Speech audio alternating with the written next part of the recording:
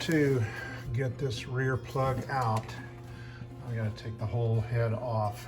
I tried as much as I could without going there, but that's what it's gonna take. So I've got some more work ahead of me.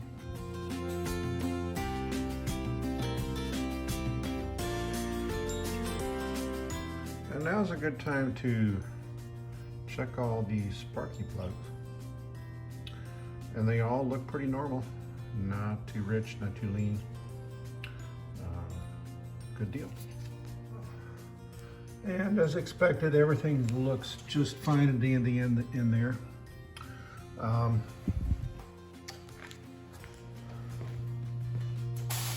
Unfortunately, I don't have a acetylene torch, but I will try to apply as much heat as I can to that and see where I get.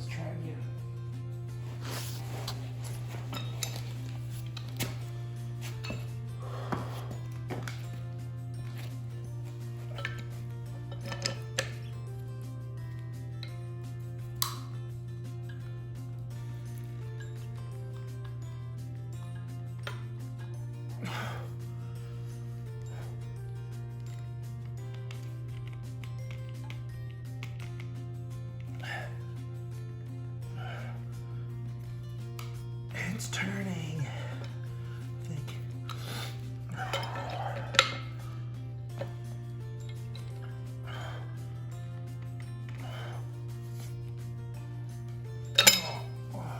No, it's not.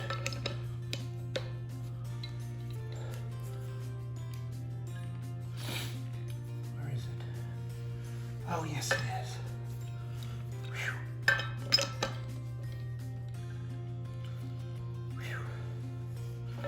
Yippee!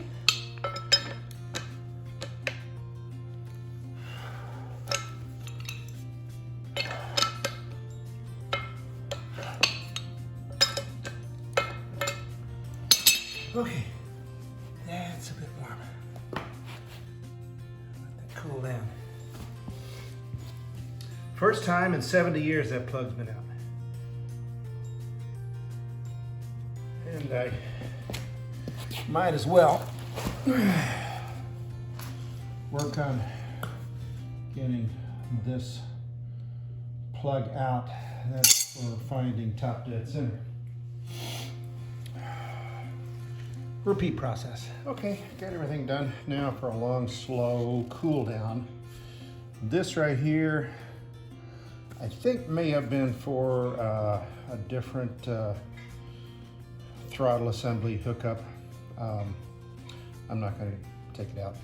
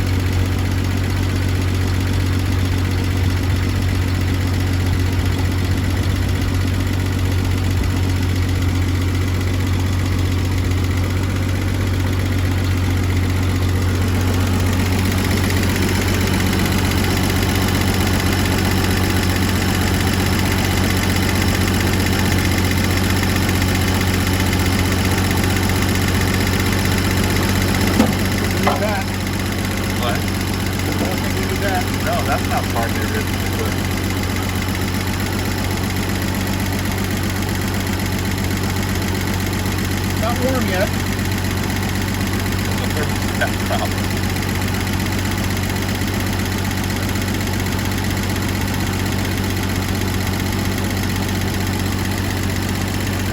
So we're all done with the heater, and took the head off, got the plug out, replaced all the fitting. Got a valve back here that's actually a gas valve, because it's the only one I can find. No leaks.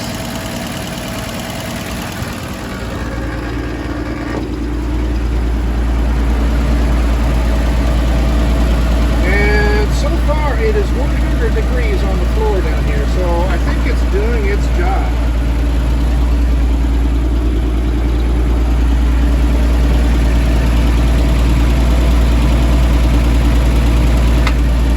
I did want to mention I did replace the thermostat. It had a 160 in there. I put a 180, and so far I think it's sticking right at that. So good deal. Tiny leak I found. Looks like it's going to be very easy to fix, and I'm not going to freak out about it now, because it's like dripped maybe 2 drips in the last 24 hours. So the next project in getting rid of leaks is to get rid of this little leak from the master cylinder. And I think the problem is here. I'll explain more later. Going to replace this.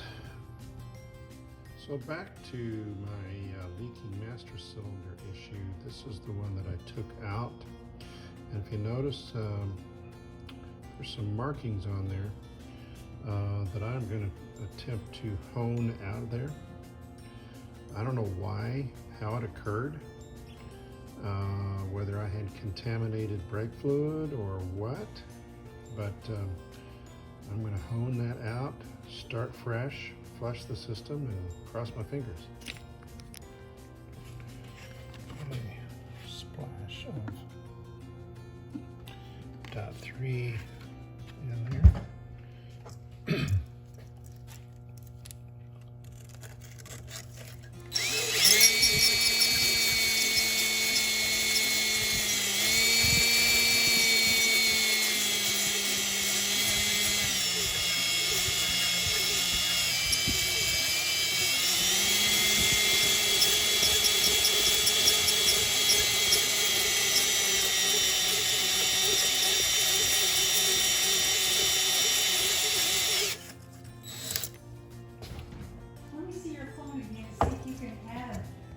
Okay, so I have honed the cylinder, and it looks honed.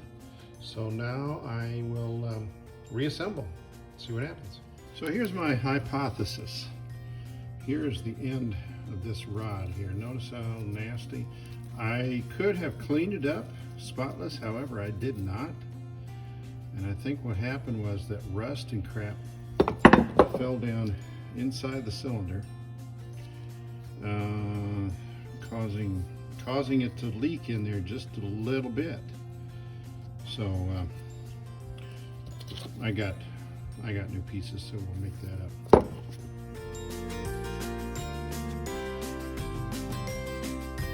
So here's my master cylinder conclusion. Even with honing the inside of that, I've got fluid coming out. So I put a new master cylinder in the truck, and with the new rod, so nothing's going to screw that up from the rod. Rust isn't going to get in there. So if there is any leak, I just have to put up with it, I guess. I don't have any other answers. So my fuel gauge doesn't work, and it's stuck over on the right hand side. The wrong side, should be on the E. So something may be come apart in there. Taking this out is a pain in the butt. Another tool I found to use was 11/32 that I ground down so it would fit in here. And trying to fit underneath your dashboard with everything there, the pedals and everything, it's rather difficult. We'll take it apart and see what we find. So here's, get this on the part. This had popped out. So got her popped in, and we'll see.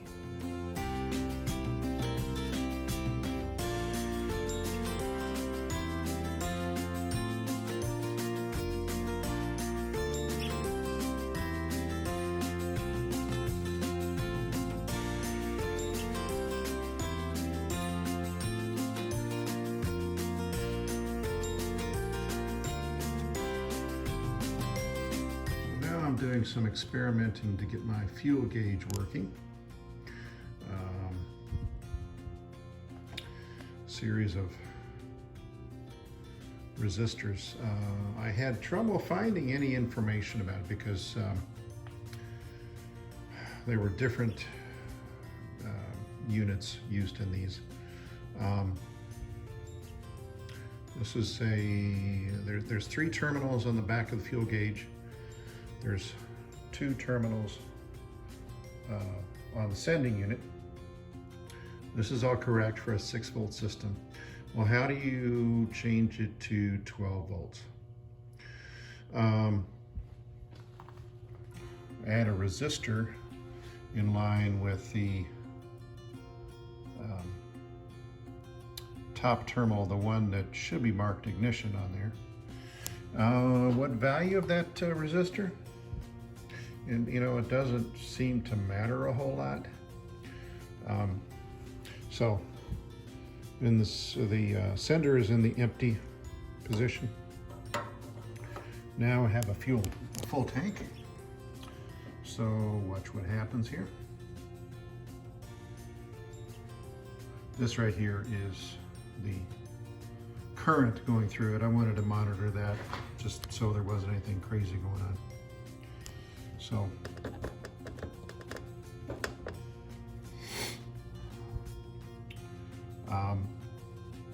like I said, I did some research on these. There's 2 thermocouple devices in there, and it basically moves that pointer between the 2 devices. I have not been able to get much higher than that. My resistor is 25 ohms. I've dropped it down using these 8 ohm resistors in steps down 16, 8 ohms. Doesn't really make a whole lot of difference. So I don't want to go any lower. Don't want to burn things up. So that may be as full as it's going to read, which is okay. As long as it tells me when I'm on E, and it does.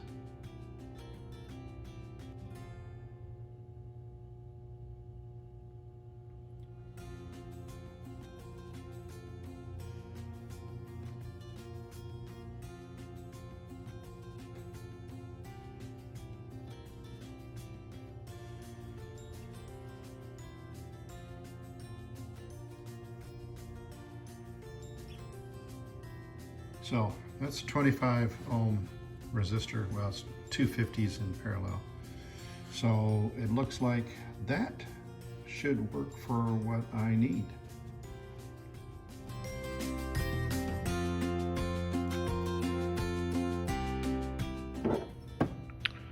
Those were bearings.